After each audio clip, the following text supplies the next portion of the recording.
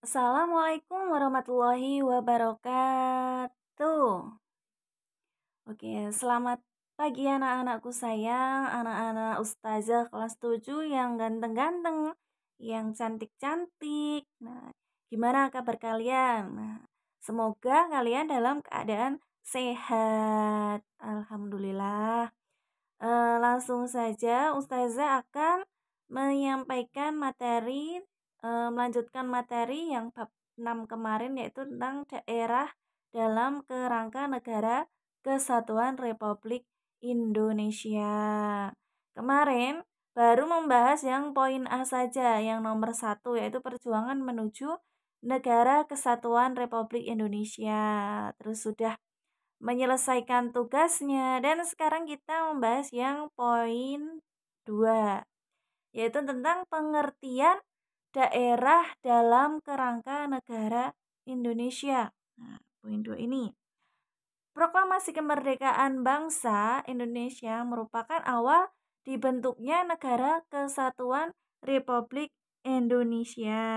Nah, negara Indonesia yang diproklamasikan oleh para pendiri negara adalah negara kesatuan. Kayak gitu ya. Di dalam pasal 1 ayat 1 di Undang-Undang Negara Republik Indonesia tahun 1945.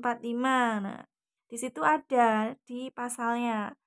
Lanjut, berdasarkan pemikiran dari dua orang tokoh pendiri negara perancang undang-undang, dapat disimpulkan bahwa susunan daerah pembagiannya terdiri dari daerah besar, daerah istimewa, dan daerah desa. Seperti itu.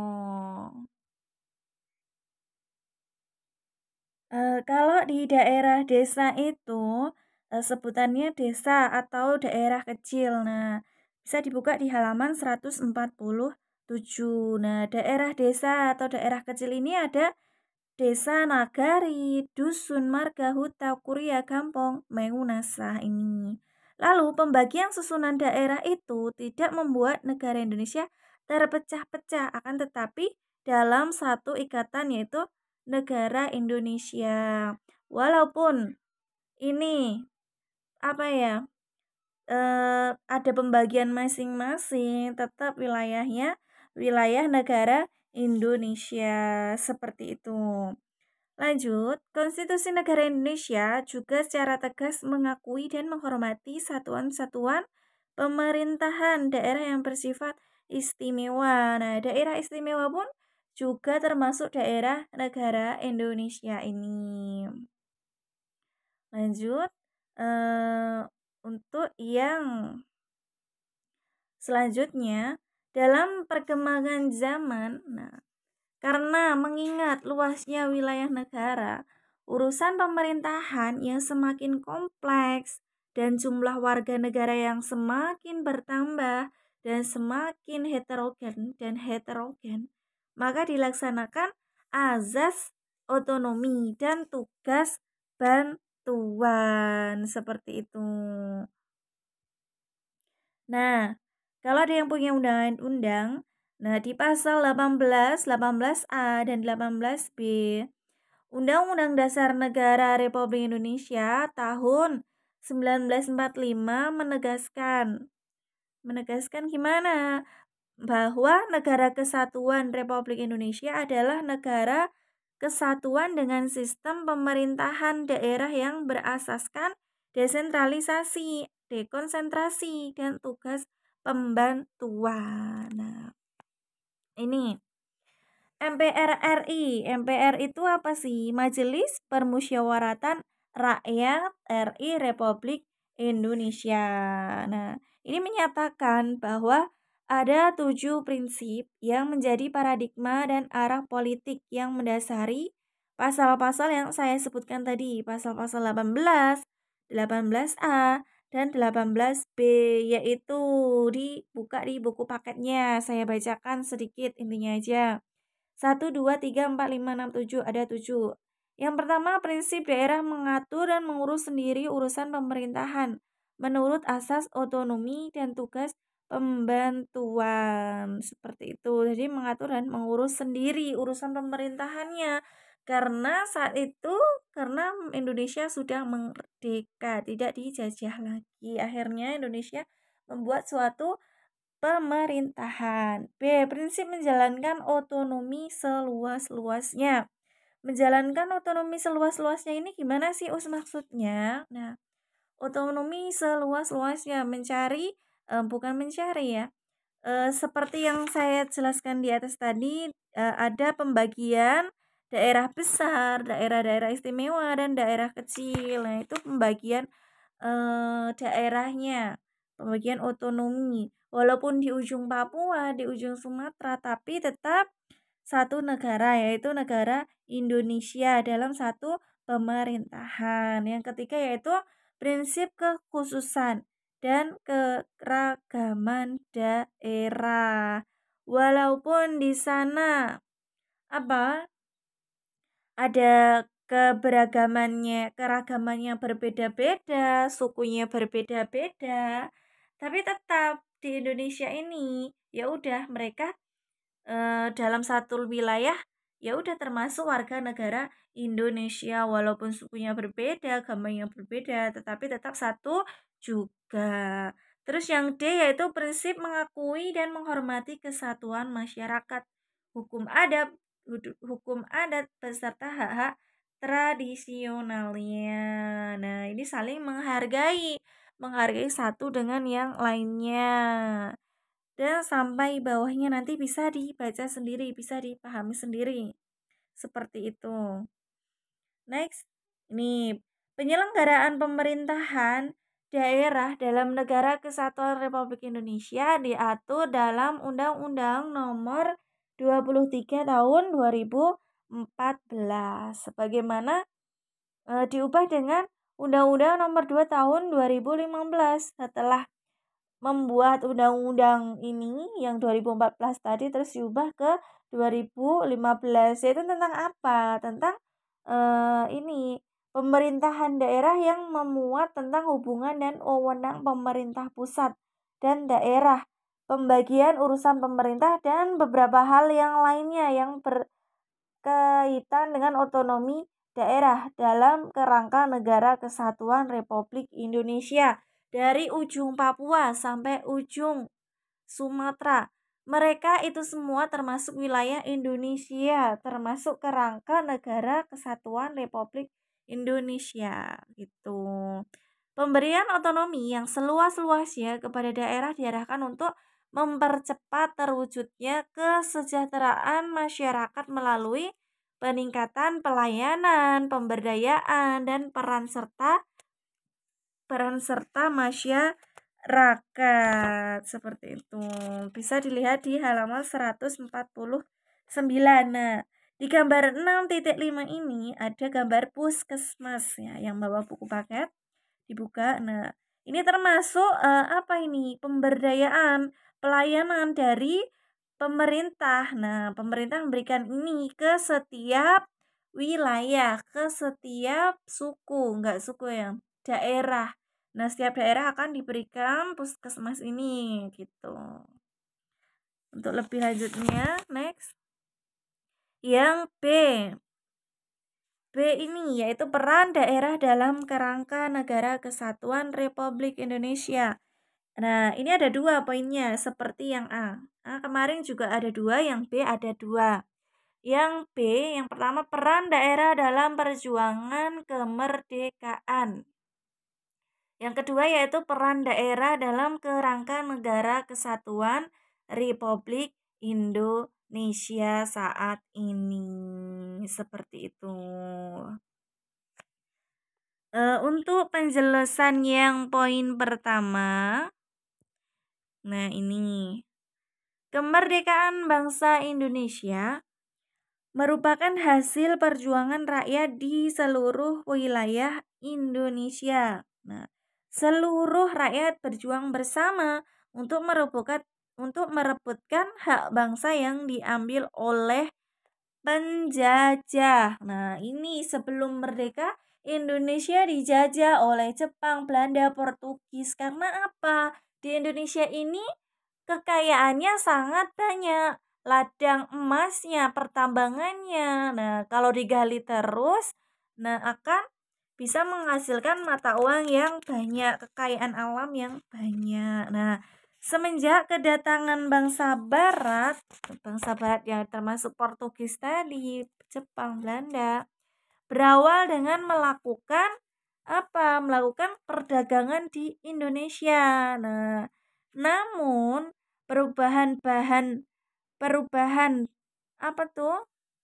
Perubahan negara barat akhirnya ingin menguasai dan menjajah Indonesia kayak gitu. Maka semenjak itu perjuangan bangsa Indonesia untuk mempertahankan hak tidak pernah kunjung padam. Pada awal itu Indonesia belum dijajah, akhirnya karena dari bangsa barat masuk melakukan perdagangan, itu akhirnya membuat inisiatif para bangsa barat melakukan penjajahan agar kekayaannya alam itu bisa dimiliki oleh negara barat. Tapi Indonesia tidak diam saja, lalu Indonesia tetap warga negara Indonesia tetap memperjuangkan kemerdekaannya. Nah, dari situlah apa tuh Indonesia mempertahankan hak kemerdekaannya. Next.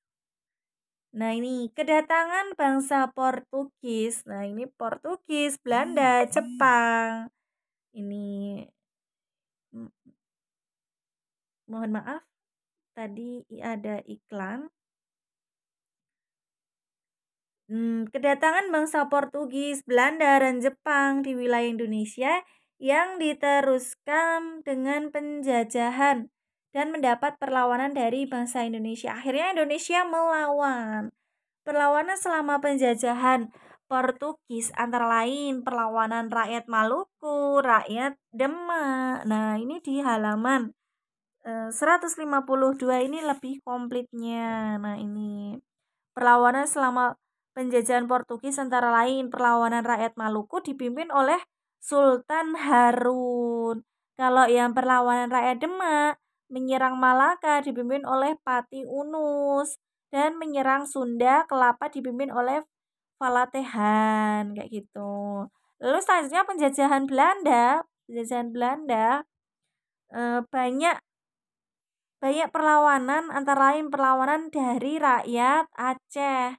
Nah, Cut Nyak-Din, Teuku Umar, Panglima Polem dan lain sebagainya.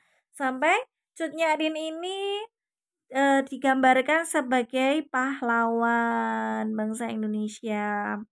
Perlawanan rakyat di Sumatera Utara. Ini ada ya. Dipimpin oleh Raja Sisinga Mangaraja. Terus perlawanan di daerah Jawa dengan tokoh seperti Sultan Ageng Tirtayasa, Sultan Agung, dan Pangeran Diponegoro. Seperti itu dan seterusnya. Yang nomor 2 yaitu peran daerah dalam kerangka Negara Kesatuan Republik Indonesia saat ini. Kekayaan alam dan potensi yang dimiliki setiap daerah Indonesia sesungguhnya merupakan kekayaan dan potensi seluruh bangsa, sehingga tidak dimiliki perorangan saja. Maksudnya gimana sih, Us? Nah, ini kalau di Indonesia ini dari negara Papua sampai Sumatera ini kalau kita asli Jawa, misalkan pergi ke Kalimantan, nah kekayaan itu yang ada di Kalimantan termasuk kekayaan kita juga. Karena apa? Karena kita juga termasuk warga negara Indonesia. Nah, sudah diterangkan di undang-undang juga sudah ada. Setiap wilayah itu milik kita bersama-sama. Next. Ada di pasal 33 ayat 3 Undang-Undang Negara Republik Indonesia tahun 1945 menegaskan bahwa bumi dan air dan kekayaan alam yang terkandung di dalamnya dikuasai oleh negara dan dipergunakan untuk sebesar-besarnya kemakmuran rakyat. Nah, untuk kemakmuran rakyat ini. Jadi kalau kita mencari pun juga nggak apa-apa, karena untuk kelangsungan hidup kita. Kalau kita mencari emas, mendapatkan emas juga nggak apa-apa, kita ambil terus dijual untuk kehidupan. Nah, mohon digarisbawahi. Nah, ini kan ada kata-kata dikuasai. Ini dikuasai ya. Nih, dikuasai. Makna dikuasai ini adalah negara memiliki kekuasaan untuk mengatur bumi dan kekayaan alam yang terkandung di dalamnya. Kekuasaan untuk mengatur oleh negara dimaksudkan agar kemakmuran rakyat benar-benar tercapai, agar benar-benar terpenuhi. Tapi nyatanya di Indonesia ini nggak seperti itu ya. Tapi insya Allah seiring berjalannya waktu, warga negara Indonesia semuanya akan kaya karena di dalilnya juga ada. Kalau Indonesia nggak cuma Indonesia ini ya, di dunia ini manusia akan bisa kaya seperti itu. Nah, bukan untuk perorangan atau golongan atau daerah tertentu, jadi untuk milik kita bersama. C. Mempertahankan negara kesatuan Republik Indonesia. Nah, ini nggak ada poin-poinnya, cuma satu saja.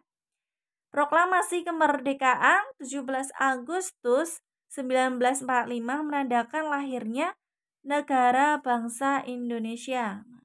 Bentuk negara yang dipilih oleh para pendiri bangsa adalah Negara Kesatuan Republik Indonesia. Nah, dulu siapa sih tokoh-tokohnya yang bisa mencetuskan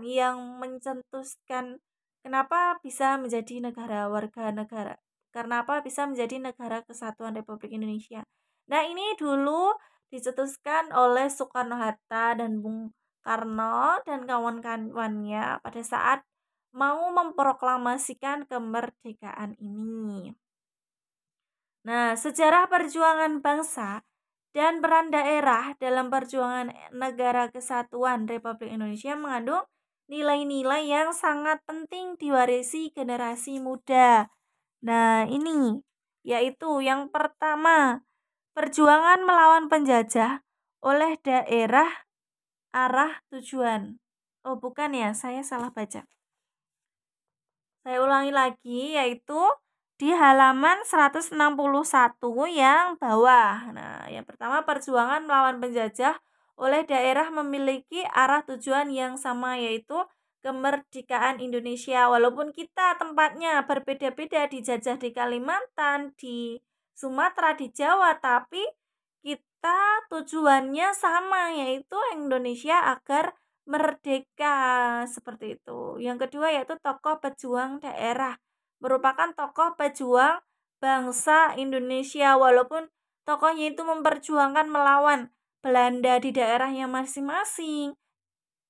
Dia itu termasuk tokoh pejuang bangsa Indonesia. Yang ketiga, mengutamakan kepentingan bangsa dan negara di atas kepentingan pribadi atau golongan. Nah, walaupun di rumah masih repot, tapi tetap yang diutamakan yaitu melawan penjajah, karena Indonesia pada saat itu dijajah benar-benar sangat kacau. Maka orang laki-laki bukan disuruh, rasa empati untuk memperjuangkan melawan penjajah, seperti itu. Yang keempat, sikap rela berkorban demi kepentingan bangsa dan negara. Nah, rela berkorban. Nah, para pemuda, golongan tua pada saat zaman itu, saat belum merdeka, dia mempunyai sikap rela berkorbannya yang sangat tinggi agar bisa merdeka.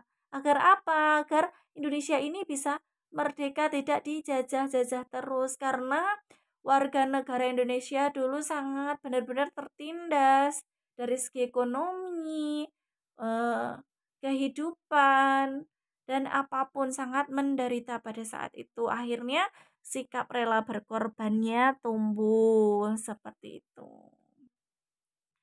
Oke, alhamdulillahi jazakumullahu khairah. Ini untuk pembelajaran PPKN kelas 7 sudah selesai. Nah, ini. Semoga Allah memberi manfaat dan barokah. Seperti itu. Untuk kesimpulannya apa?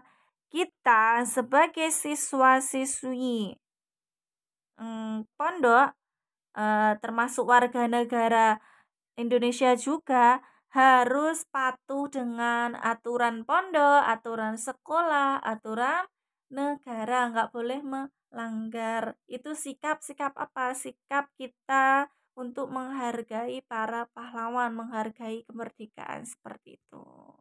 Alhamdulillahi jazakumullahu khairan. Jika ada salah kata dari Ustazah minta maaf yang sebesar-besarnya. Akhirul kalam, wassalamualaikum warahmatullahi wabarakatuh.